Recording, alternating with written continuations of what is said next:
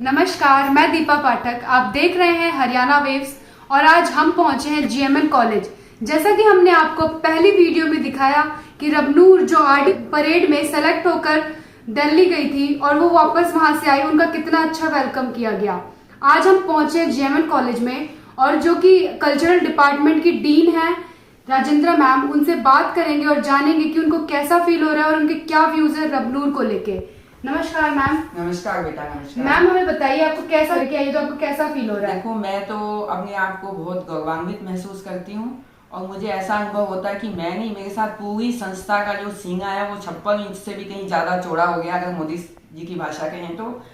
और दूसरा मुझे ये एक है कि वो बच्ची जो है वो माँ शारदा की, वाग अधिष्ठात्री देवी की अहेतु की कृपा पात्र है। अहेतु की समझते हो बेटा कि जिसको भी कोई प्रयास नहीं करना पड़ता, माँ सरस्वती खुद ही उसको आशीर्वाद देती है, ऐसा मेरा मानना है। जैसा कि मैंने उस दिन भी पहले भी आपको बताया था एक बार, तो मैं उस कालिदास के श्लोक को थोड़ा सा बदलना चाहती हूँ। वहाँ उन्होंने लक्ष्मी की बात कही थी, यहाँ मैं सरस्वती की बात कहना चाहती हूँ कि ये बच्ची सरस्वती की इतनी साधिका उपासिका है कि यदि ये ना भी चाहेगी तो सरस्वती खुद चल के इसके पास आ जाएगी।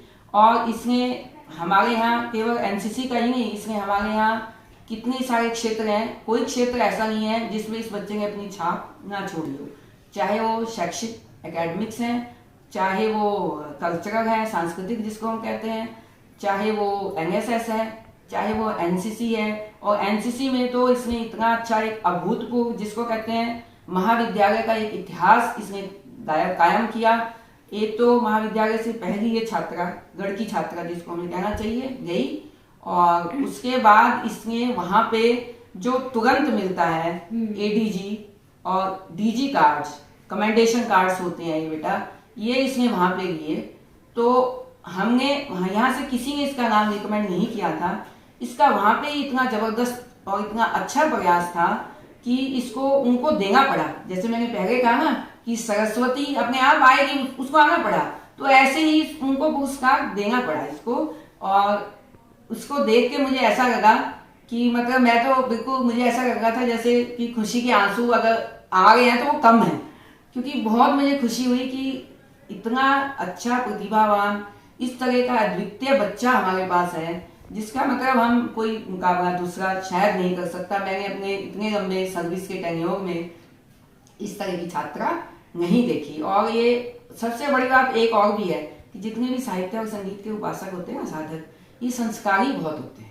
ये बच्ची बहुत संस्कारी है, उसमें लेश मात्र भी जिसको कहते हैं ना, तनिक भी इसको कोई गर्व या अभिमान नहीं है। वो आती है और मतलब लड़की होने के बावजूद भी जब वो पैर छूती है तो मैं उसको हमेशा ये कहती हूँ कि बेटा नहीं नहीं, वो कहती नहीं चरण स्पर्श। तो मैं हमेशा ये बात कहती हूँ कि लड़कियां हमारी संस्कृति में चरण स्पर्श नहीं करती।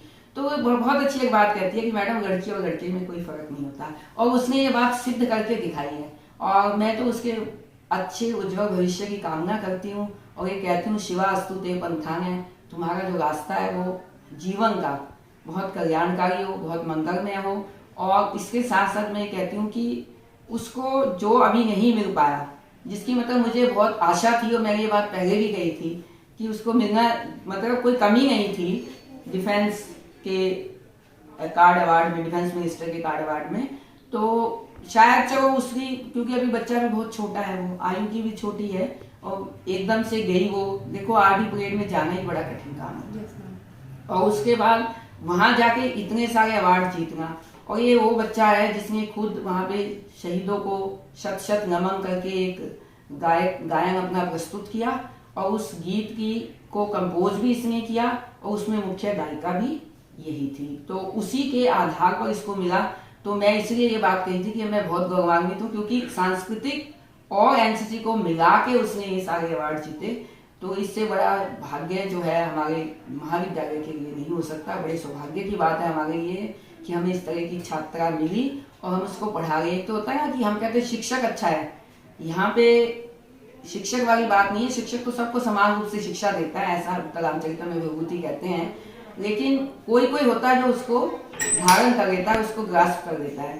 तो उसमें जब हम इसको देखते हैं तो मुझे लगता है कि वो विभूति बिल्कुल सही कहते हैं कि पढ़ाते तो हम बहुत बच्चों को हैं। एनसीसी में भी देखो बेटा बहुत बच्चा होता है, लेकिन एक वो बच्चा जिसने अनुशासन को इतने अंदर अपने अपनाया कि वो यहाँ तक कामयाब हुई, और मुझे ऐसी उम्मीद है, आशा भी है, विश्वास भी है, और मेरे ख्याल से अगर कहें तो आशीर्वाद भी है उसके लिए कि उसको आगे और अच्छे पुरस्कार और अवार्ड मिलेंगे और सम्मानित हमेशा वो होती है। और मैम, आप हरियाणा वेव्स के माध्यम से कॉलेज की बाकी लड़कियों को क्या मैसेज देना चाहेंगी?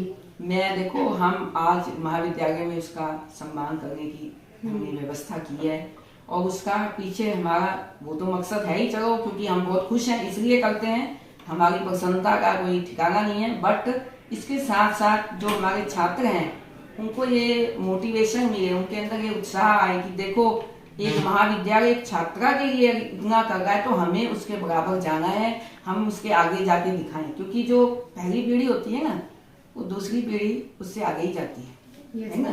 तो इसलिए छात्राएं उसको देखें और उससे अपना उत्साह लें और उसको आगे चलाएं, उससे प्रेरणा लेके एक मतलब प्रेरणा स्रोत बनाने के लिए हमने आज अपनी तरफ से, देखो कमी तो हमारे में हो सकती है, लेकिन हमने अपनी तरफ से हम उसके सम्मान की हमने बहुत अच्छी व्यवस्था की है।